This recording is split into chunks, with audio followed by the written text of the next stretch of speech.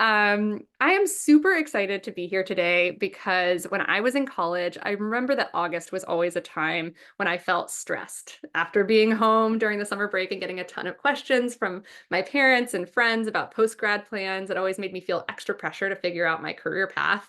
And it'll probably come as no surprise to everybody that August is a massively busy month of the year on Handshake. So, in fact, in the past 2 years, peak fall job creation on Handshake occurs between August 26th and September 15th.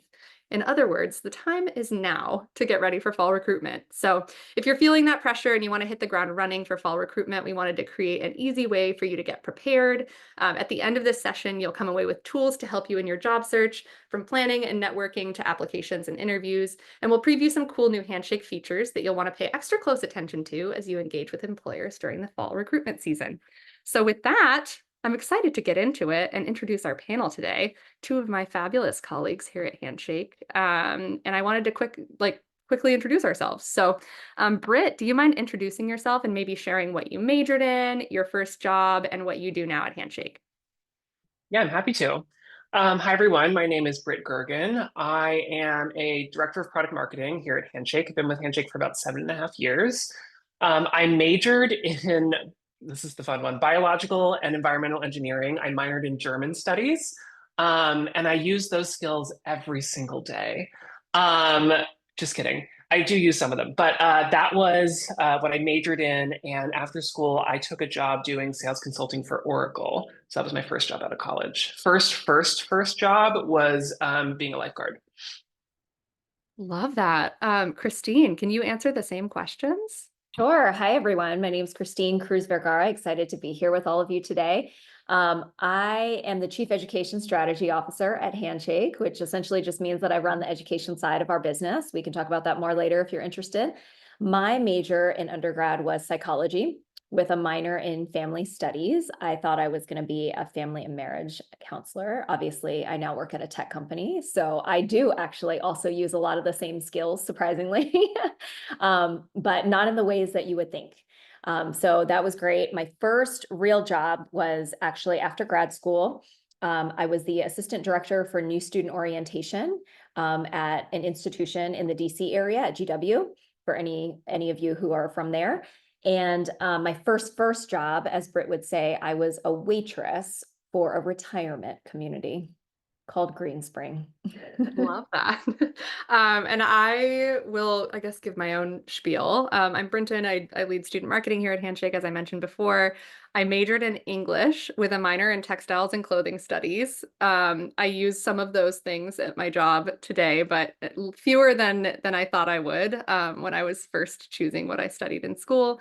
My first job out of college was as an editorial assistant in a digital media company.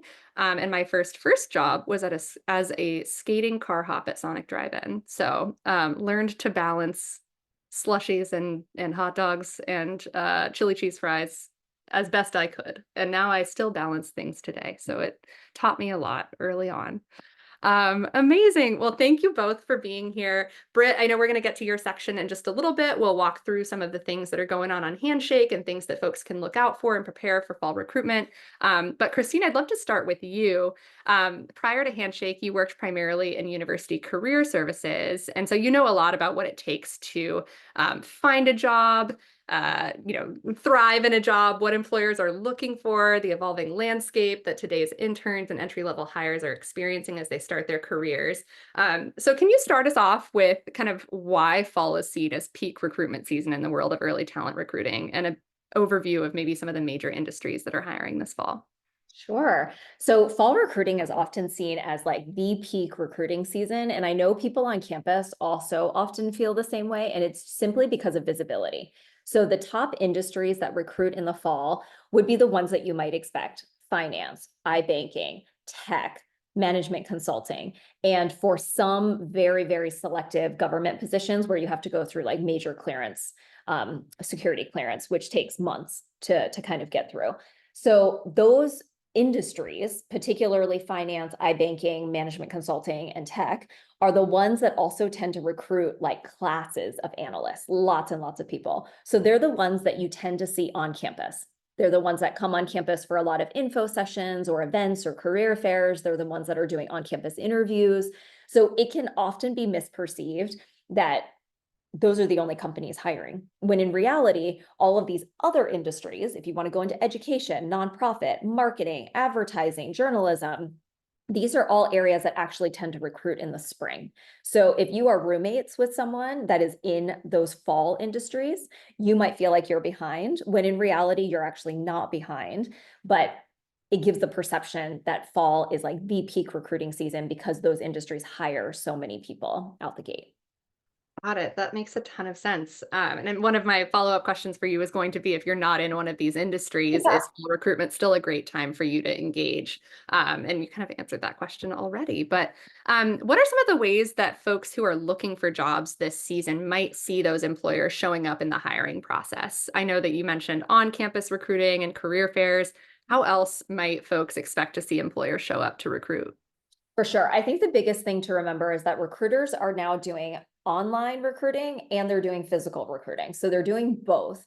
And different employers have different strategies for how they're maximizing what they do virtually versus what they do in person. So if you are a student that is looking for a job, which I imagine all of you would be, or you wouldn't be here today, you need to get involved and you need to get engaged. Employers are paying attention to how you engage with them. So when they send you a message on Handshake, they're paying attention to who responds to their messages. When they invite you to come to their career fair booth or to come to their info session, if they're coming on campus, they're paying attention to who responds and who actually shows up. If they host a virtual event on Handshake and you RSVP, they're paying attention to who RSVP'd and then who actually showed up at the event. And they're also paying attention to who asked really thoughtful, intelligent questions as part of their event. And then after the event or the interaction, they're paying attention to who sent them a thank you note, who sent them a quick email following up, who's really showing interest. All of those little touch points essentially show that you're interested and you actually want to engage with them, which makes them want to engage with you more. So making sure that you're staying on top of all of those pieces is super, super important for any employer that you are interested in. Yeah, I think that's a really great thing to keep in mind, is that they're seeing how you show up, and this is their great first impression moment. So, are there any things that you would think are important for somebody to prepare before they get started, engaging with employers on the feed and in Handshake or at a career fair or attending those events? Like, what would you recommend folks get in order and feel really confident with before they start engaging in recruitment? Yeah, good question. So I think the first thing is make sure your profile on Handshake is actually filled out. This is actually for a couple of reasons. So one, employers actually do look at your Handshake profile. Two, you want to make sure that you're filling in all the things that you're interested in. Are you interested in a part-time job or a full-time job? What locations are you willing to potentially relocate to or interested in? What industry areas or job role functions do you want? All of that information adds to the relevance in Handshake so that we can actually surface to you better jobs, better recommendations. All of that will be more personalized and tailored for you, similar to obviously what you already do on Spotify or Netflix or whatever you're using. So pretty straightforward. The more you fill out your profile, the better it will be an experience for you. And the more an employer can actually get a sense of what you want or what you're interested in. If you look at the profile and you go, Christine, I can't answer half these questions. I don't know. I don't know what I'm interested in. I don't know where I'd want to work. I don't know where I'd want to live. I have absolutely no idea. I'm a complete blank slate right now. I would highly encourage you to go see someone in your career center to at least begin the initial conversation. Career services and like career advisors, after you graduate, people pay hundreds of dollars per hour to meet with someone to essentially help you do this. Right now, it's free. You already have access to it. Your tuition is already paying for it. Make use of your career center. Go see them. You don't have to have any clue what you want to do. That's what they're there for. They can help you get some level of clarity so that you can start to fill out your profile and you can start to put together a simple resume as well. And all of these things are going to keep changing every semester, every year. You'll have courses, you'll have new projects, you'll have new interests. You're going to update that. And the more you update it, the better the recommendations will be. So those are some of the things that I highly encourage you to just like start off with. Yeah, I wish I had had you in my life when I was beginning my job search to tell me to take advantage of the Career Services Center at my school because I Me didn't too. realize what an I amazing also resource. didn't use them. Yeah, I wish now I look at career coaches and see like the amount of money that they charge, and I'm like, wow, I had access to these things and I didn't know how good I had it. So definitely agree there. And we're going to walk through with Britt in just a little bit how you can make an appointment with your Career Services Center, how you can update those areas of your profile that Christine was just mentioning. But we've talked a little bit about the tactical on Handshake. And I want to think a little bit more like ephemerally, I guess, Christine, if you could share just a couple of things that everyone should know as they head into the recruiting season this fall. Not ephemerally. That's not the word I was looking for. What is the More word? abstract. Abstractly. Wow. English major, and I said I don't use it at work, and it's showing. But let's think through, some of the broader things that people should keep in mind as they head into recruiting season. Do you have any big tips that you would recommend? Yeah, for sure. So you're probably all paying attention to the economy. And if you're not, you should. And you're probably paying attention to the headlines. And if you're not, you should. And so some of you are already feeling a little bit anxious about what it's going to be like for you to graduate this year and to go off and look for your first job. I think the first thing to keep in mind is keep an open mind. Whatever you're coming into this year thinking like, I really want to work in this area, or for the past 4 years, I have been studying X, Y, and Z so that I can do this. I need you to like suspend and pause that thought for a second and just be, for the next 2 months, be open to the possibility of using your skills in a sector, in an industry, in a job role that perhaps you had not initially considered. Like just do that as a thought exercise, because you will realize that actually the skills you're gaining right now are so transferable to so many other areas, but you probably haven't thought about it yet. You probably haven't thought about the 4 or 5 other areas that you could work in to do that. So let's just take, for example, I was talking to a tech student recently, and for the past 4 years, they had been like, I want to work in big tech. I want to work for like Meta, Apple, right? Like some of the big companies that we all know of. The student got a little bit freaked out that obviously a lot of tech companies over the past year and a half have had a lot of layoffs. And so they're like, this is what I thought I was going to do. I was going to move out to Silicon Valley. I was going to work for one of those companies. I was going to be in tech in a technical role for one of those organizations. And we started talking about how the reality is right now, pretty much every industry is the tech industry. They could apply their skills in a number of different ways. And so this particular student started exploring what other sectors could they work in, what other industries could they work in. And they started identifying like, actually, I am kind of interested in like health tech. And I am kind of interested in some areas of tech within the government that's related to health as well, right? And so government is hiring. Government hiring is actually up right now. And so that student ended up expanding their pool of employers and job role functions fairly significantly, and has actually had a lot of luck now with different interviews and actually now offers, which is pretty exciting. So be open-minded and just recognize that while it might feel competitive, while it might feel hard, you have to stay somewhat optimistic, because once you start getting pessimistic about how things are going, you will literally give off a desperate vibe, and people don't want to hire people who feel desperate. So I'm just calling that out there. Stay as positive as possible and make sure you have a good support network of folks, whether that's your roommate or your best friend or your family, somebody that you can go to like vent to, talk to, have as a sounding board, someone who's not afraid to give you real feedback, essentially, on how you're showing up, because you're going to need that as you go through the process. Yeah, I think that's really important to keep in mind. And I've spoken to a lot of students who, majored in one thing and ended up in an industry that they felt was unrelated, but they're doing the exact type of work that they wanted to do. The projects are similar, they're very stimulating. Their team structure is really like what works for them. They're in a location that makes them feel great, and they've got proximity to the things that matter to them. And so I definitely think it's a really important part of this recruitment season is to explore your options and keep that open mind. So love that as an important lesson there. You have done many, many, many career consultations for many, many, many people. You just mentioned kind of the desperation and wanting to avoid that. Are there any other common mistakes that you've seen people make in the job search or the application process that you would encourage folks to avoid and think about how they can avoid making those same mistakes? Yeah, 100%. There's definitely a couple. So one of the biggest mistakes I see people make is they feel like they have to do everything when they're talking about searching for a job or searching for an internship. So the first part is you've got your search process and then you have your interview process. Don't clump them together. Worry about one before you worry about the other. Okay, so let's just talk about the search process. There are 4 major things that you need to do in your search process, and every piece of advice that anyone could give you, I guarantee you, will fall into one of those four buckets. Okay, so these are what the 4 things are so you can stay more organized.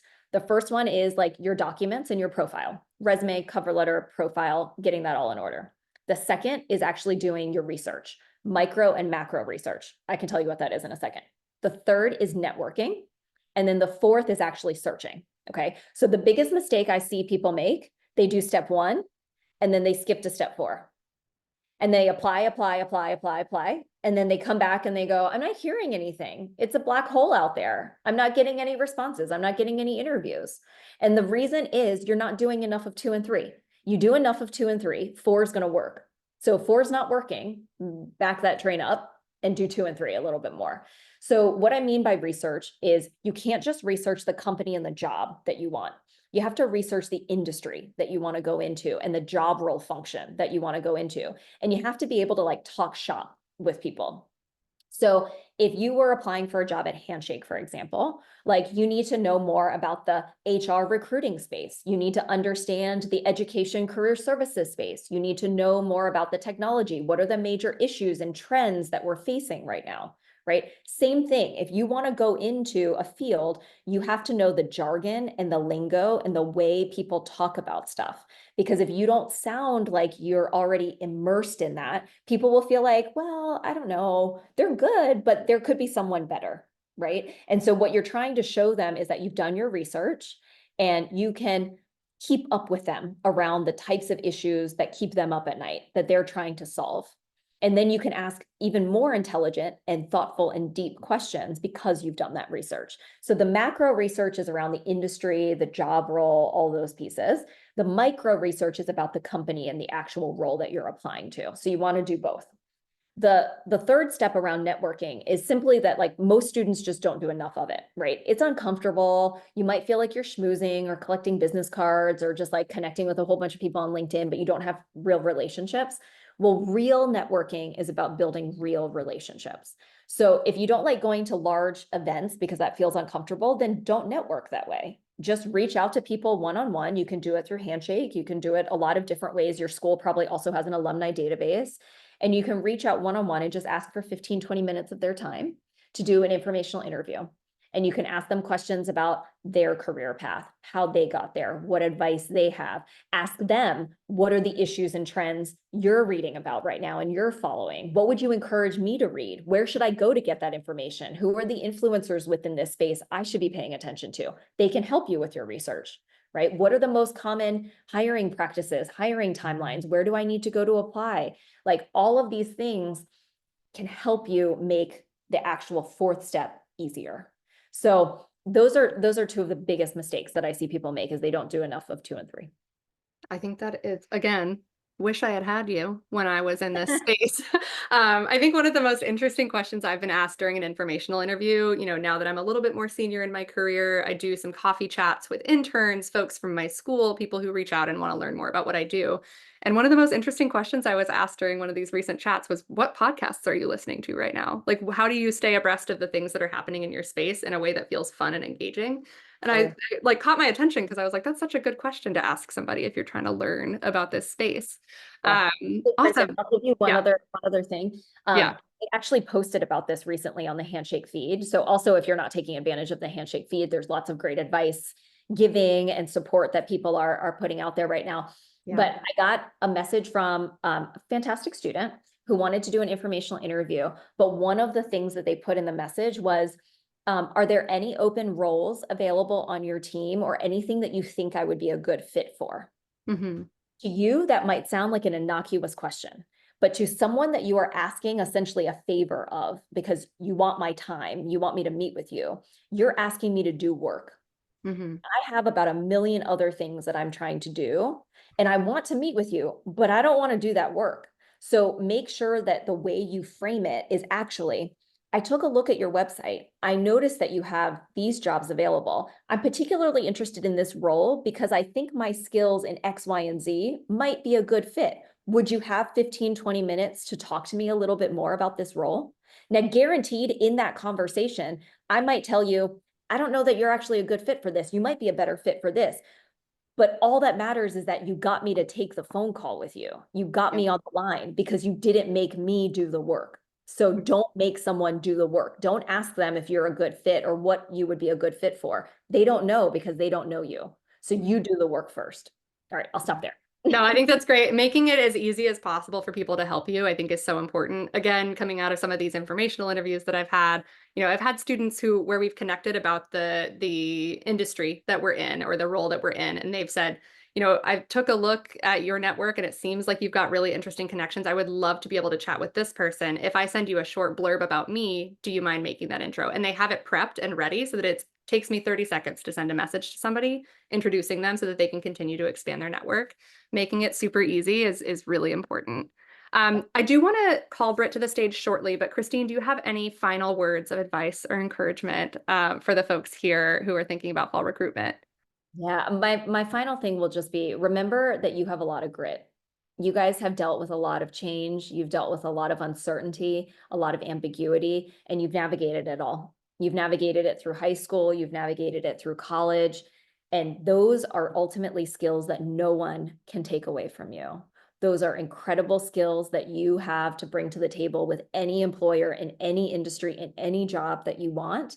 And you just have to remember that you have that within yourself and you can talk about that. You can showcase that. That is actually something that a lot of employers want. They want people who can problem solve, who can take ambiguous situations and put structure and figure out, kind of create structure out of chaos, right? And that's a lot of what you've already done over the past 4 years. So have faith in yourself, know that you're going to make it happen. You don't need every job, you just need a job. And it's not your forever job, it's just your starter job. So with that, I'll turn it over to Brit. Love that. I'm going to remove your pin, but I will repin you when it's time for our Q&A, and everybody can continue to submit those questions as we go. But Christine is such a great example of the knowledgeable folks in career services. And so in our next section with Brit, we're going to show how you can make appointments with yours on Handshake. And then after this demo, we'll open the floor for some of those questions. I've seen that there are a lot that have been submitted over the last few minutes. So be sure to continue adding those as we go. But now we're going to get into the Handshake specifics. Brit is a Handshake product pro who knows the ins and outs of our entire platform, including all the easiest things that you can do to make the most out of your experience this fall recruitment season. So we're going to walk you through some of the essentials today and make sure you don't sleep on these tips. Brit, you want to take the wheel here? I would happily take the wheel, Brinton. Thank you so much for setting me up like that. So hi again, everyone. We're going to take a little walk through Handshake and talk about the most impactful things you can be doing heading into the back to school season, as Brinton said. I also want to tie back some of these actions to the advice that Christine was giving because it is so on point and correct and actionable, and you can start putting it to work in Handshake itself today. So it looks like everybody should be able to see my screen. And I thought we would start where Christine started, which was the Handshake profile. As she mentioned, you might not realize it, but recruiters actually do look at your Handshake profile. It's how they know what you bring to the table, and it is full of great opportunities for you to highlight the breadth of experience that you have. It's also worth noting that there are aspects of your profile that will feed into the jobs that you're recommended on Handshake. So you're not just doing this to help employers find you, you're also doing this to help Handshake understand what you might be looking for and give you more tailored recommendations.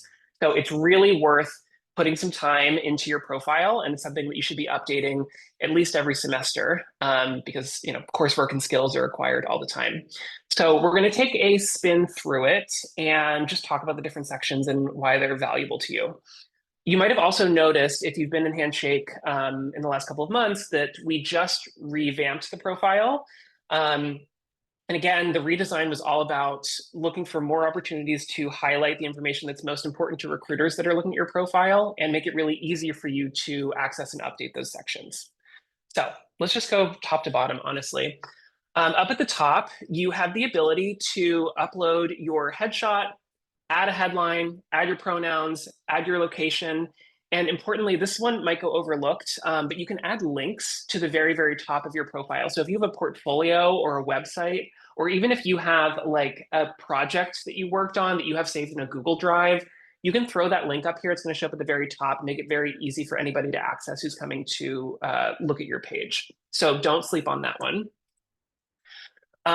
This is also where you're able to update your headshot. And worth noting that when we talk about your signing up for a Career Center appointment later, a lot of Career Centers have resources to help you get a professional headshot. So you can definitely get a friend to do it, but don't hesitate to reach out to your Career Center for advice on resources you can utilize to get one taken as well. Okay, top section. And this is at the top for a reason. Your looking for section is one of the most impactful things you can fill out, especially for tailoring your job recommendations in Handshake. So if I click into this, there's 3 fields, actually 4, that we want you to fill out that help us understand what you're looking for. Number 1, what type of job? Are you a first or second year student? You're looking for something part-time to make money, or are you ready to look for your first full-time job? You might also be looking for an on-campus job. Maybe you're a first-year student, you want that. Perhaps you are just looking for networking and inspiration. Let us know here. Christine mentioned earlier that it's really good to research the job roles that you're interested in. If you have a sense of the types of roles you'd like to take, you can add them here. Same thing goes for industries, and same thing goes for locations. It's worth noting that all of these are not hard requirements. So adding these in does not mean that you will only see opportunities that exactly match all of these, but they will guide the algorithm in the direction of showing you relevant stuff. And you'll probably get shown stuff that's slightly outside of those, just in case you're flexible. So always worth keeping these up to date. And it's a really great way to make sure that Handshake is working for you. And Britt, don't we have a fun stat about people who fill out these 3 important areas receiving, like 80% of people who fill these out receive a DM from a recruiter after filling them out. So that's how they find you. 100%. Yeah. So this does factor into recruiters looking to reach you as well, because it helps them understand qualified and relevant candidates who are going to be eager to follow up with them as well. So it's not just for job recommendations, you're right, Brenton, it's also for employer outreach. Love it. Thank you, Britt. Of course. So continuing on down, sections that you would really expect on any profile, you have an opportunity to give a little about me summary up at the top. Definitely recommend filling in your skills. This is also going to factor into the opportunities that we recommend to you, and also the opportunities that you appear qualified for as employers add skills as soft qualifications on their jobs. You can add in your work experience. Your education should be filled in by default. It should be imported by your school. But if you are a grad student or if you're a transfer student, you might find that your previous institution is not included in there. So feel free to fill it in. Also highly recommend filling out your courses. This is another way that employers can look to connect with you. And obviously, if you don't yet have a ton of work experience that you feel comfortable sharing, or maybe you just don't have any at all yet, courses are a great way to highlight the different areas of expertise that you have. And obviously, those can also map to skills that you can include on your profile too. Organizations, also very important. We've also got a section here to highlight any projects. Again, I mentioned up top, you can probably highlight in both places if you really wanted to. Put it as a link at the top of your profile and then add it again as a project down here. And then the last section on language proficiency, this was actually just added within the last couple of months. So if you are a proficient Spanish speaker, you should put it on here. This is another way that employers can reach out to you, especially if you're interested in flexing those skills in your work. So you have full ability to add different languages and then also different levels of proficiency as well. Okay, Love it. so yes, those are the main things on the profile. I also want to show you some settings that you might not have seen before because they're a little bit more hidden. So I'm going to jump over to that right now. We'll talk about that. So if you click on your face in the upper right-hand corner and then go to settings, you can access these. So a couple of key things I want to call out here. Number one is this email section. So by default, your Career Center probably set you up with an account that is tied to your .edu email. And for the vast majority of people, that might be great. But maybe you never check that email. Maybe you are always checking your Gmail, or you're about to graduate and you're going to lose access to that .edu email address. You can add as many additional emails as you want here, and you can also update your primary email. And that will change where your notifications from Handshake go. So this is really, really a good idea if you are about to graduate and lose access to or completely forget to check your .edu. And maybe it's a good idea for you to do it now anyway, because that's the one that you pay more attention to. So if you click add another email. Yeah, I'm going to reiterate that because I hear from students all the time about like, oh my gosh, I forgot to add a personal email and then I graduated and I lost access to my .edu email address and now I can't access my Handshake. And so like, this is super, super, super important. And I would say everybody should do it now. Don't leave it till right before you're about to graduate. Super important. Sorry, Britt, go on. No. Great call out. So this can be done on the settings page. You're also able to self-identify your gender identity and race and ethnicity here. This is something that you can share with Handshake, and it can be used in aggregate by employers to reach out to you, but it's never showed one-to-one. It's not on your profile at all. So if you fill that out, it won't be visible if someone's looking at your profile. The last big thing I wanted to call out on this page is your profile visibility, or in this privacy section.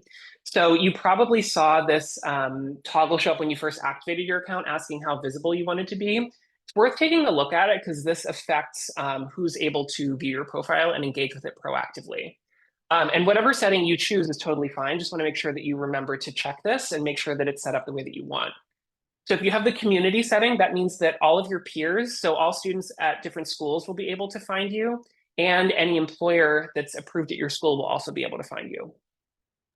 You can also set yourself to just visible to employers, which means that other peer students can't find you.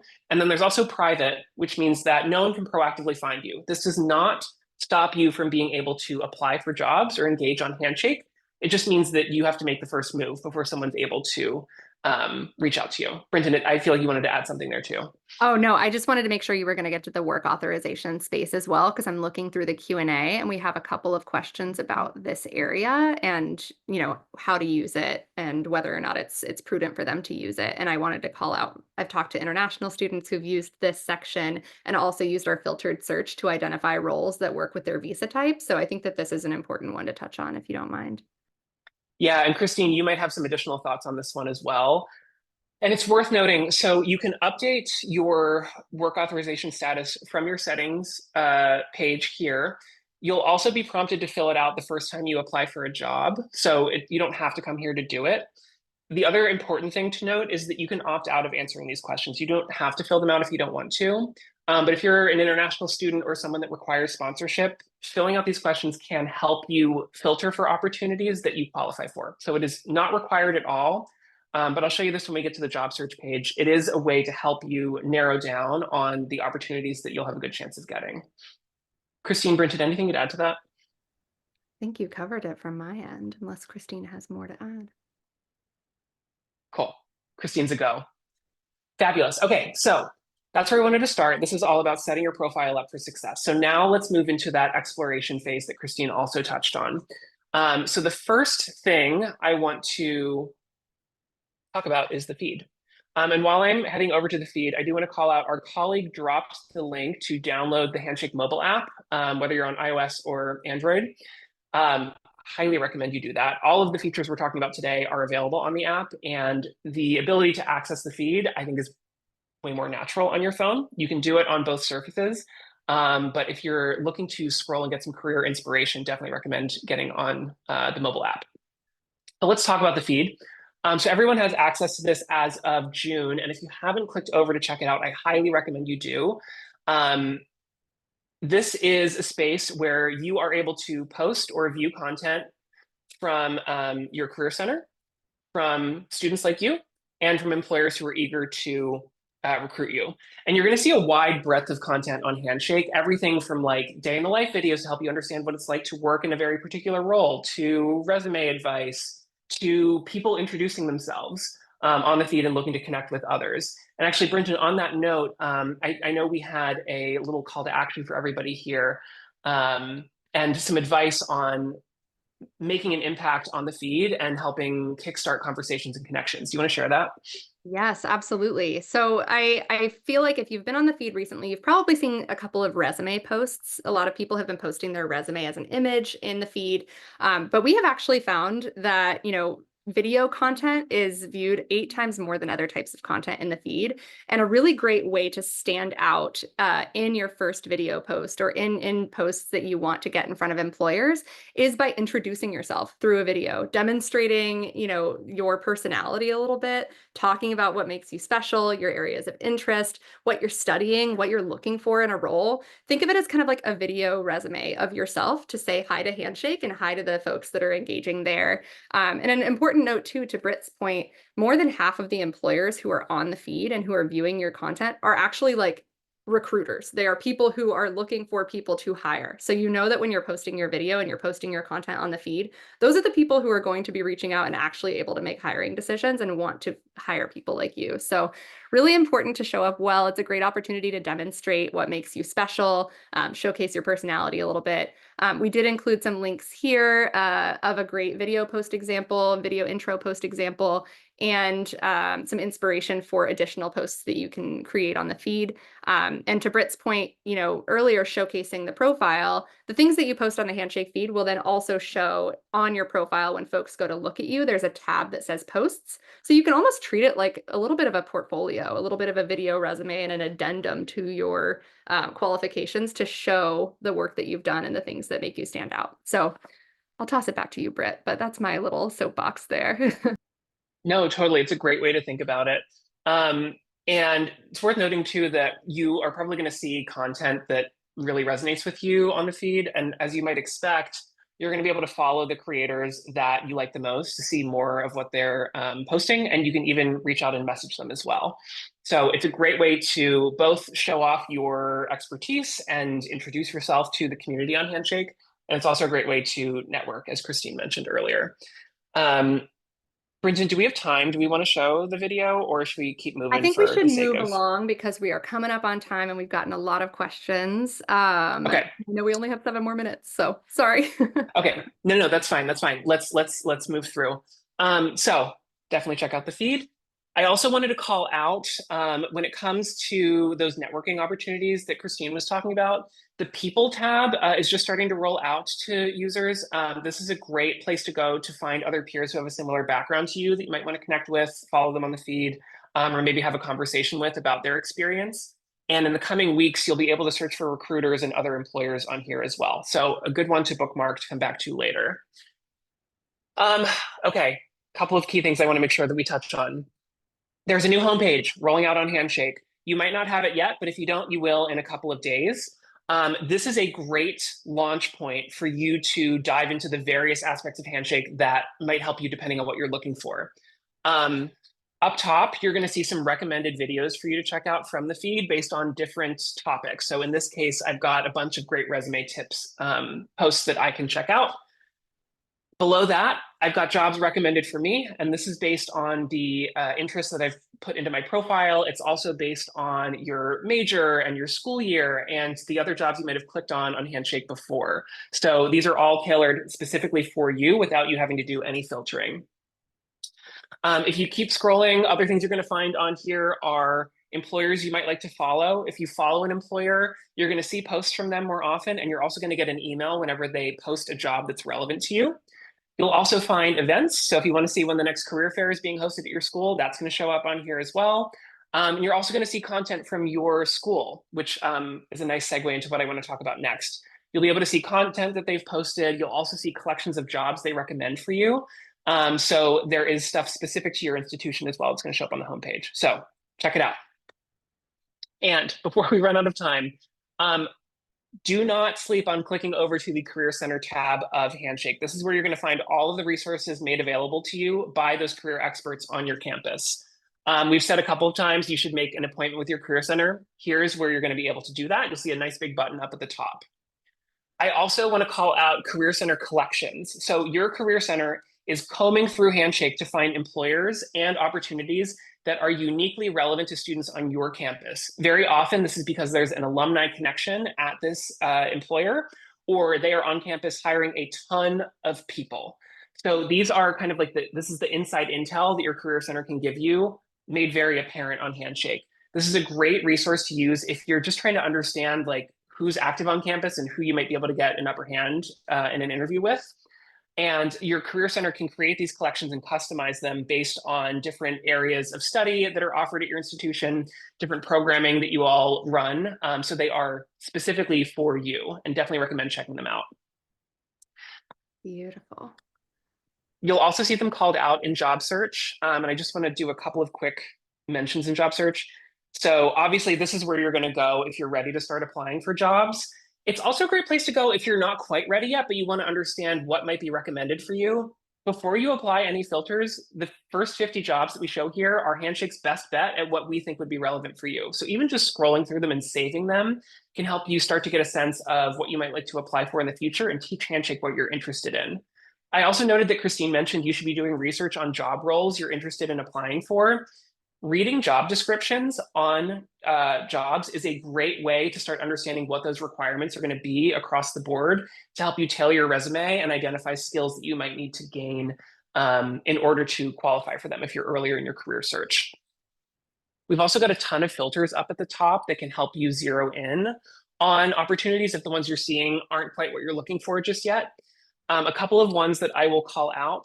If you're interested in remote work, there's a filter for that here. So you can very easily filter down for just those opportunities. You can also filter for jobs that are a part of a collection, which I just showed you. So if you're looking for something that is a recommendation from your Career Center, check it out there.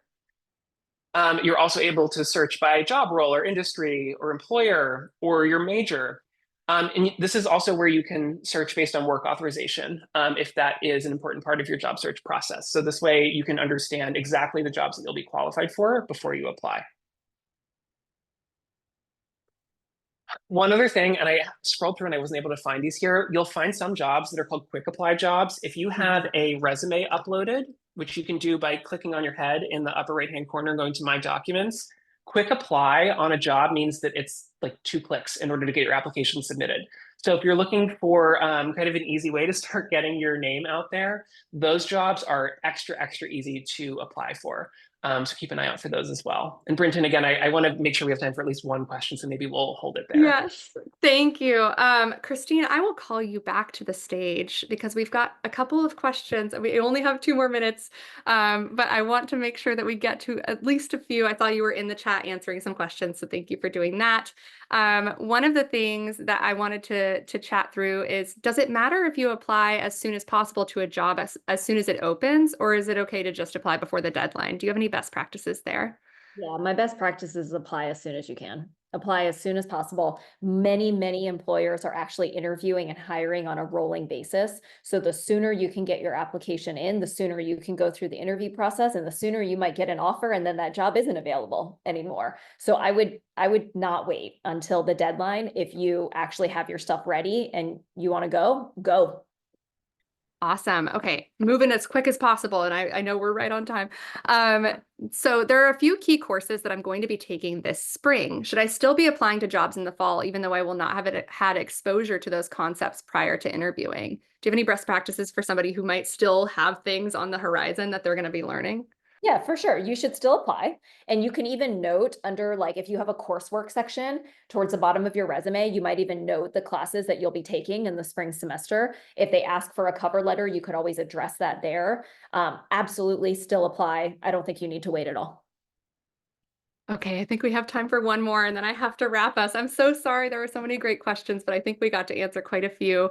Okay. How much should I be preparing for a coffee chat? Should I prepare questions? And if so, how do I facilitate a natural conversation without making myself and the interviewer feel super awkward?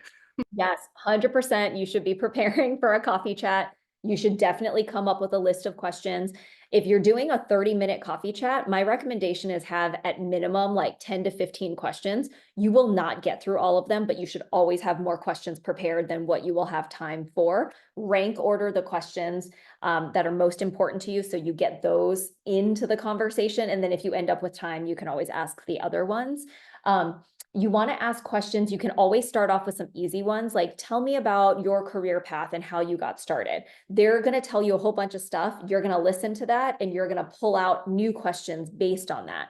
Ask them about advice for you. Ask them about trends that they're following. Some of the things we talked about today are easy freebie questions that you can pop into your like top 3 or top 5 that will get you started in the conversation. People love talking about themselves and their path. So it's always a fairly easy way to make it feel natural and normal. And all of that. And Brinton, I was actually going to tell you, if we ever wanted to host a series of office hours, I'm happy to always jump back on and we can go through all of the questions. I know I answered about 20 or so in the Thank chat, you. but there are so many more. So if that's useful for folks, happy to do that. You don't know what kind of floodgate you just opened for me, because I will 100% be taking you up on that. Thank you.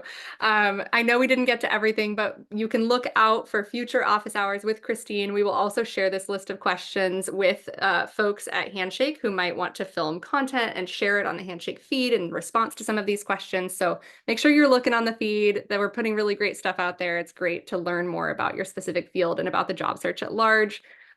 Thank you all for joining us, and everybody can please join me in the Q&A box to thank our speakers for sharing their insights and experience.